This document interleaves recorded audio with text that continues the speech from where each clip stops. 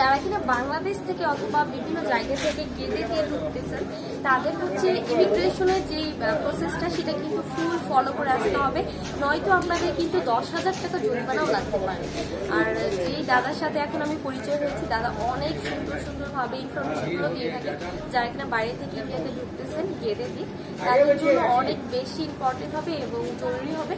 দাদার ফুল ভিডিওগুলো আপনারা দেখবেন, প্রসেসটা কিভাবে আসছে, কিভাবে করলে ফাইন হবে না আপনাদের, সেটা দাদা ভালো মতো দেখিয়ে দিবে। তো হুট করে দেখা হয়ে গেল, খুবই ভালো লাগলো, ইনফরমেশনটা আমিও পেয়ে গেলাম, আমারও ভুল হতে পারে। থ্যাংক ইউ দাদা।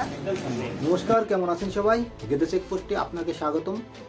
কিছুদিন আগে আমি একটা ভিডিও পোস্ট করেছিলাম যে এক ভাই 10,000 টাকা ফাইন দিয়েছেন ইমিগ্রেশন মিস হওয়ার জন্য। আর সেই সেম ভুল, সেই একই ভুল আবারও এক ভাই করেছেন গত 27শে জানুয়ারি 2024। তো ওই ভাই তো প্রথম আসছেন আমাদের এই বর্ডার দিয়ে।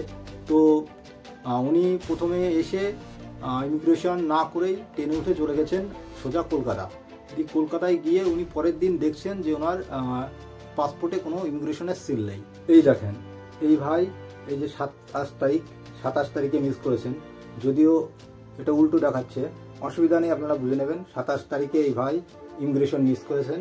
তো এনার পাসপোর্ট এখন আমার কাছে আছে, এনার কাজ আমি প্রসেসিং করছি। আশা করি ওনাকে সঠিকভাবে দেশে ফেরার জন্য প্রসেস করতে পারবো। আমার একটাই রিকোয়েস্ট, প্লিজ ভিডিওটা যত পারবেন আপনাদের বন্ধু বান্ধব সার্কেলের ভিতরে ছড়িয়ে দেবেন, যাতে এরকম ভুল আর কেউ না করে।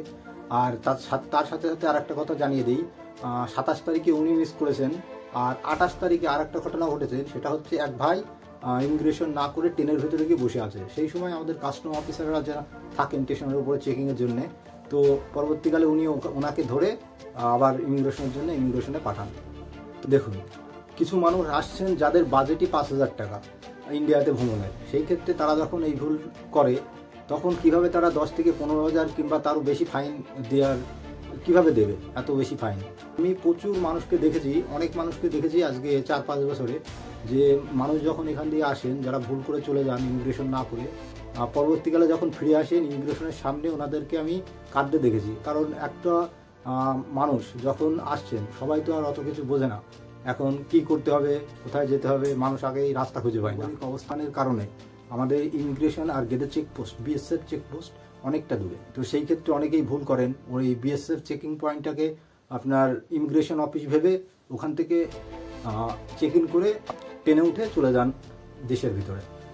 এবারও করতে গিয়ে কতকে ফাইন দিতে হয় সেটা আপনাদেরকে এক্স্যাক্টলি জানাবো আমার এই নেক্সট ভিডিওতে।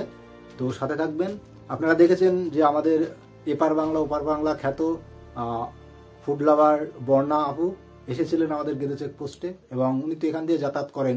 তো উনিও আপনাদেরকে রিকোয়েস্ট করেছেন প্লিজ একটু জেনে শুনে আসবেন। ধন্যবাদ আজকের জন্য।